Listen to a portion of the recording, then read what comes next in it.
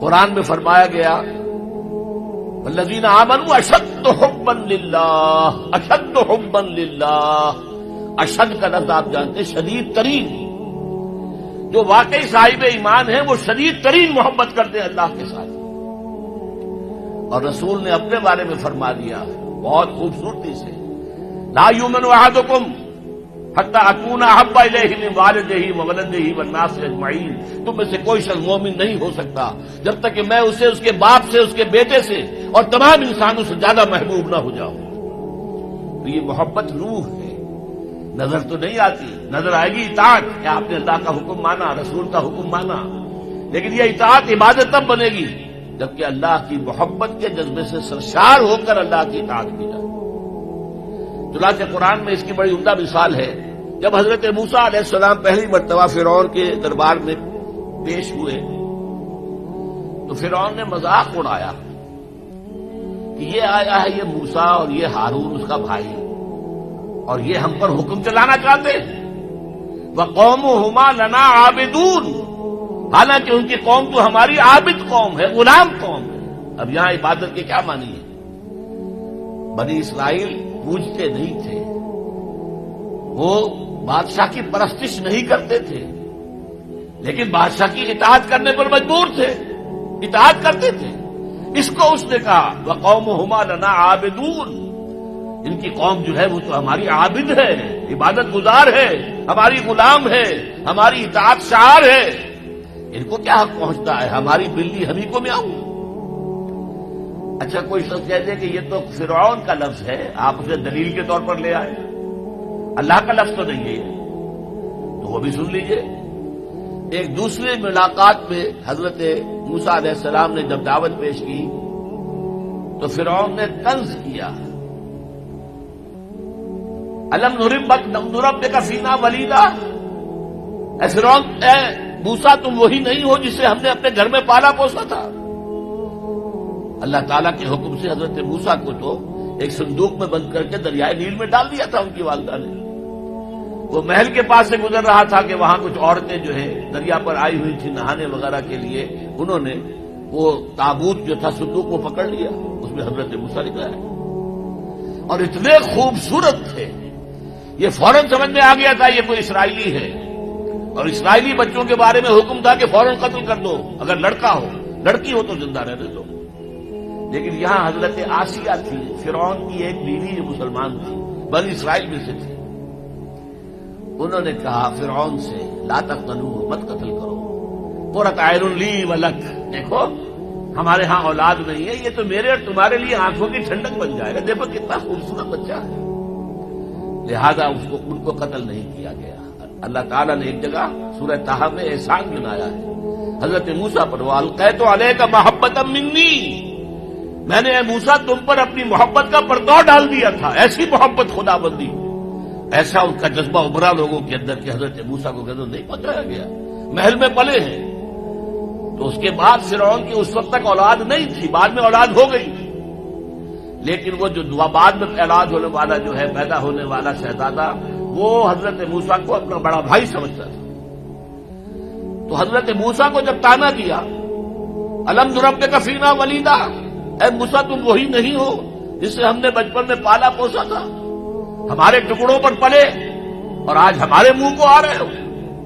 اس کا جواب کیا دیا حضرت موسیٰ نے، وَتِلْكَ نِعْمَةٌ تَمُنُّهَا عَلَيَّ أَنْ عَبَّدْتَ بَنِي إِسْرَائِيلَ، بڑا احسان کیا تو نے کہ مجھے اپنے گھر میں پال دیا اور میری ساری قوم کو غلام بنا رکھا ہے۔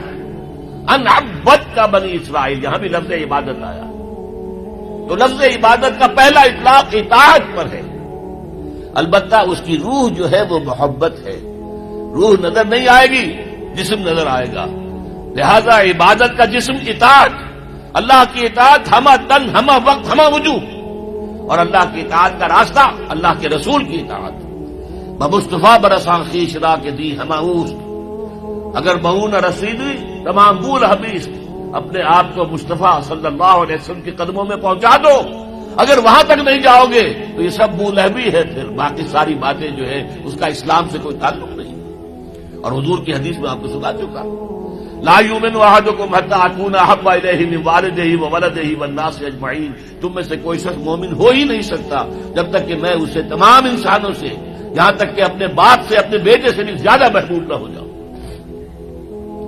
اب ایک نقطہ اور سمجھیے کہ میں نے بھی مانا نماز بھی عبادت ہے، روزہ بھی عبادت ہے، یہ عبادات ہے، تو کیا تعلق ہے ان عبادات کا اس عبادت کے ساتھ جس کی تم بات کر رہے ہو؟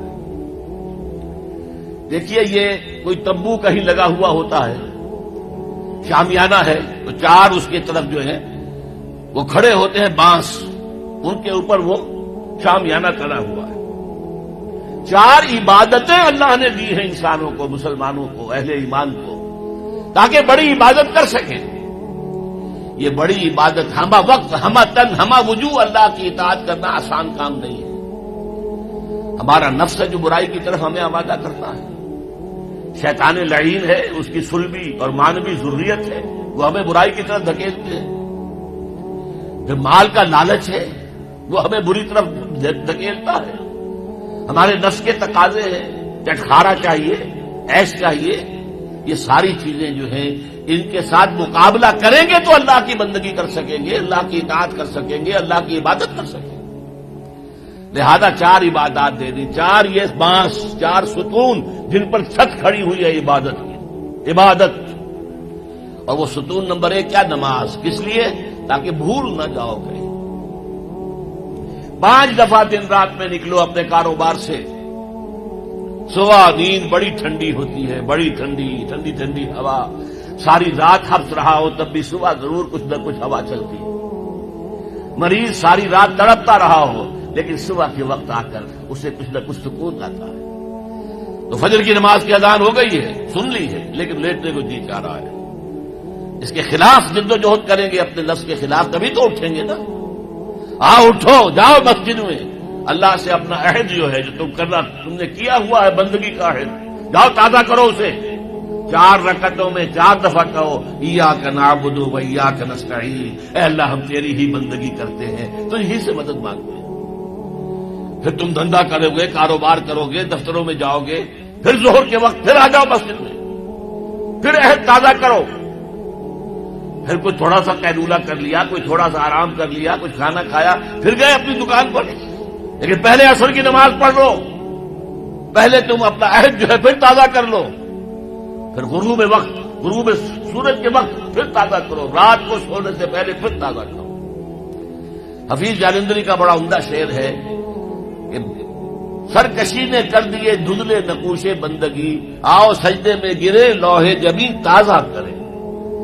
یہ ہماری یہ سلیٹ ہے، لوح تختی ہے، اس پر لکھا ہوا کہ ہم اللہ کے بندے ہیں، لیکن سرکشی جو اندر سے آ رہی ہے نفس کی، اس نے